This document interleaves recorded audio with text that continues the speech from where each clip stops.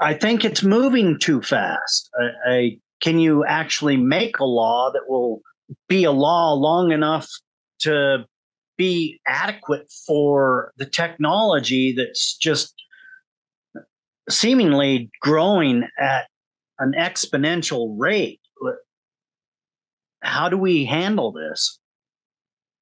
It's another phenomenal question, Ed, a phenomenal question. You know, and I'll give you an example, another perfect example of this. Microsoft in the 90s got sued by the Justice Department for having a monopoly, which they clearly did.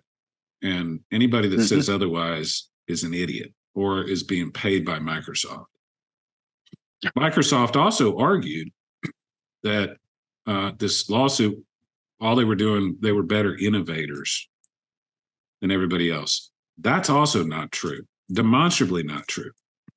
What Microsoft was good at was business. They were super duper cutthroat. They bought the technology for Internet Explorer. They essentially pilfered the Windows technology, which was still terrible because they based it on an operating system and a programming language that's not secure. But I mean, and again, there's nothing wrong with being a great business. Bill Gates is a very, very cutthroat businessman. Reminds me a little bit of John D. Rockefeller. John D. Rockefeller openly stated that he thought capitalism was bad because it created lower prices and instability. He actively sought out monopolies in the oil industry. He said monopolies were better. He was not a free market guy. Everybody says John Rockefeller was a free market guy. Doesn't know anything about John Rockefeller. Bill Gates kind of the same way. So Bill Gates and Microsoft get nailed for having a monopoly, which they should have been nailed for. And by the time the trial was over, they didn't have a monopoly anymore.